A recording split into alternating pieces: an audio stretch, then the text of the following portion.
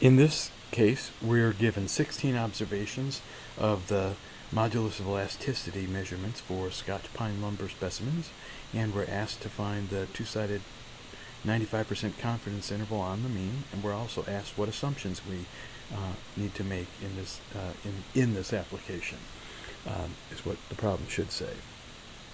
So this is more like a real-life problem than a problem I can give you on an exam or a quiz, but I wanted to show you one of these. In a real-life problem, what you'd need to do is next calculate the sample mean and the sample standard deviation.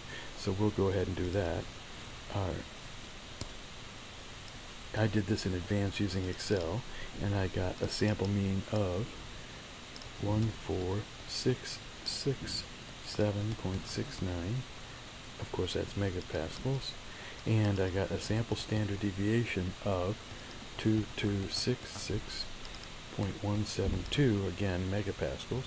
And now that we have that, we're going to be able to use our equation x bar plus or minus t alpha over 2 n minus 1 s over square root of n. So we have 1466.7.69 plus or minus our t, which we'll need to look up in our table, A9, and we're going to multiply by our sample standard deviation, 2266.172, and we're going to divide by square root of 16, and where 16 is the number of observations that we make. And so now what I need to do is look up in the table for the case of alpha is 5%, so our alpha over 2 is 2.5%, and n minus 1 is 15. So 2.5%, 15. When I find the table for that, here's where I'm looking. I wanted 2.5%, so I want 2.5%. So I want this row, and then I had 16 observations, so my number of degrees of freedom is 15, and I actually want to use 2.13 as my critical value of t that I use in this case. 2.13 is what I need. Zoom that back to reasonable.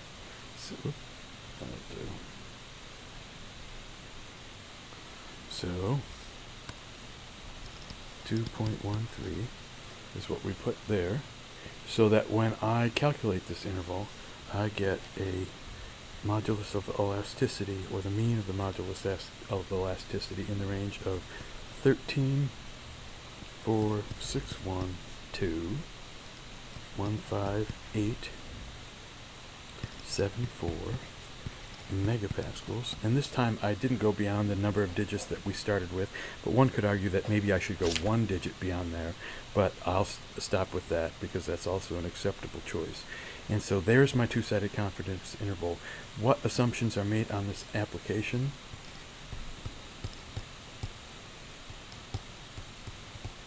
The first is that we have a representative sample.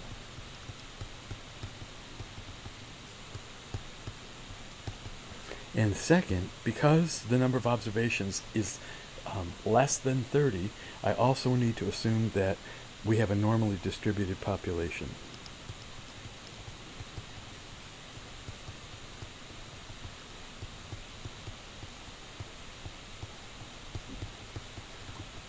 I mentioned that I wanted you to be able to see this as a real-life problem, and we don't normally want to make that kind of, oh, I have to assume that this is normally distributed, and not have any data to support that.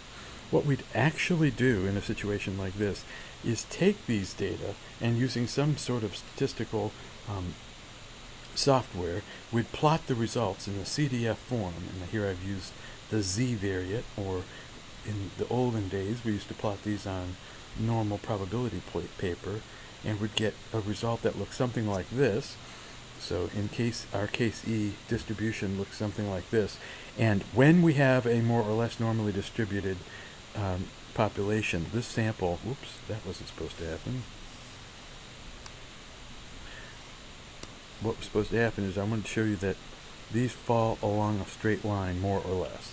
And because they more or less fall along a straight line in this normal quantile plot, we would end up saying that it's good enough for us to use this assumption that these are normally distributed. So if you made this plot, then you would no longer need to make the assumption. But because the problem is stated in this format, because the problem is stated in this format, and we aren't going to be making that other plot, then you would need to make both of these assumptions that I've shown here, that it's representative, and because there are less than 30 observations, we need to make an assumption of normally distributed population. End of case E.